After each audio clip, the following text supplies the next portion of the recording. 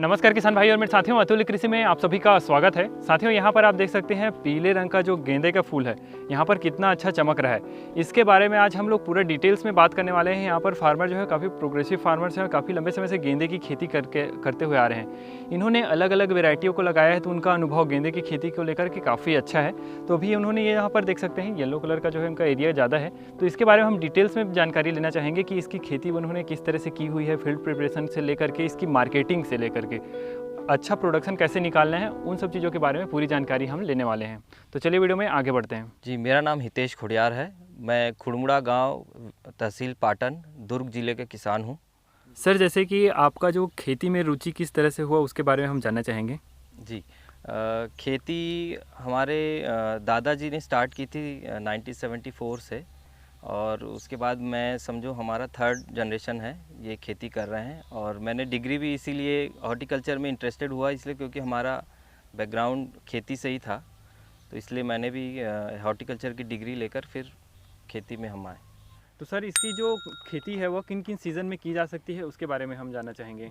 गेंदे की खेती साल भर कर सकते हैं कभी भी। जी सर। और इसमें ऐसा है कि समय का ध्यान रखते हुए त्योहार में जिसमें ज़्यादा डिमांड रहती है उस समय को देखते हुए हम लगा सकते हैं। जी सर, तो इसमें शुरू से स्टार्ट करेंगे सर। इसकी फील्ड प्रिपरेशन किस तरह से की थी आपने जी, फील्ड प्रिपरेशन में प्लाविंग है, डीप प्लाविंग करते हैं। डीप प्लाविंग करके उसमें रोटोवेटर चलाते हैं।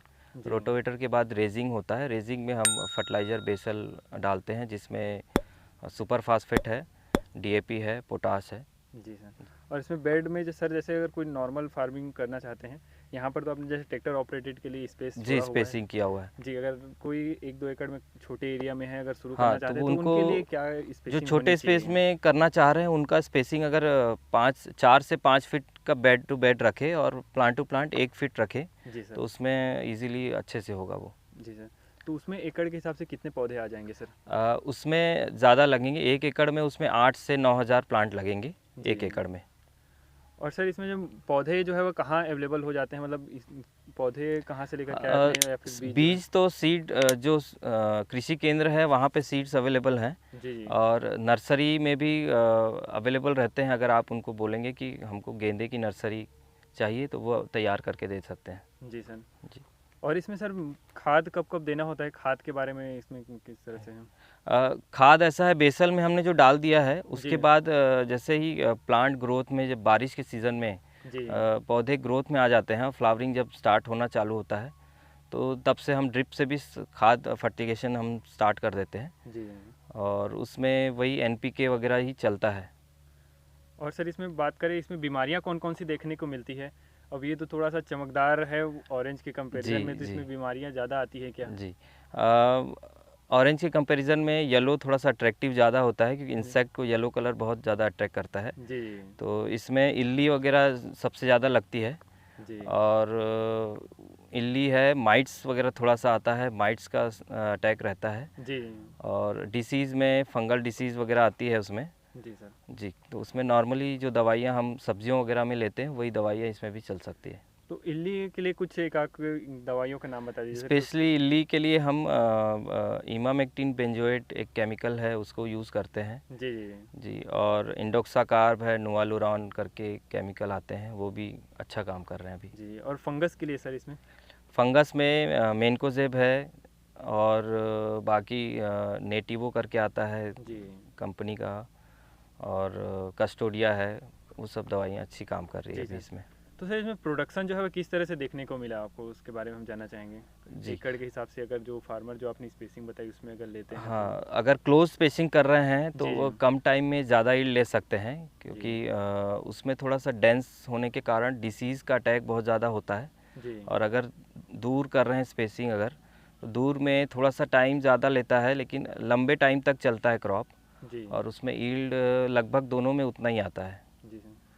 तो सर, अभी यहाँ पर आपने तो अभी तार बांस की बंधाई नहीं की हुई है, जी, लेकिन अगर किसान भाइयों को उसको करने से क्या इम्पोर्टेंस है, और करनी चाहिए कि नहीं करनी जी, चाहिए, उसके अगर बारे क्लोज में? स्पेसिंग कर रहे हैं तो आपको स्टेकिंग करना चाहिए, क्योंकि जी। अगर बीच में हवादार जगह नहीं रहेगी तो उसमें डिसीज़ बहुत जल्दी फैलेगा। जी सर। तो उसमें स्टेकिंग करने से क्या होगा कि बीच में थोड़ी स्पेस भी मिलेगी, और उसमें हम अंदर जाके इंटरकल्चर ऑपरेशन वगैरह कर सकते हैं। ये कॉस्ट क्या लग जाता होगा सर इसमें, लगभग जो है 1 एकड़ के हिसाब से बात करें कॉस्टिंग का देखें तो नर्सरी के ऊपर डिपेंड करता है कि अपन कटिंग वाली नर्सरी ले रहे हैं तो वो कम रेट में मिलता है, जी और सीड वाली नर्सरी ले रहे हैं तो वो ज़्यादा महंगा पड़ता है। जी लेकिन ईल्ड के हिसाब से दोनों में ज़्यादा फ़र्क नहीं है। जी और उसमें ऐसा है कि कॉस्टिंग मोटा मोटा हम ले तो 15 से 20 हज़ार एकड़ में सर। एक नर्सरी की कॉस्टिंग सिर्फ, नर्सरी की हाँ costing। सिर्फ नर्सरी की कॉस्टिंग 15 से 20 हज़ार रुपये आ जाती है।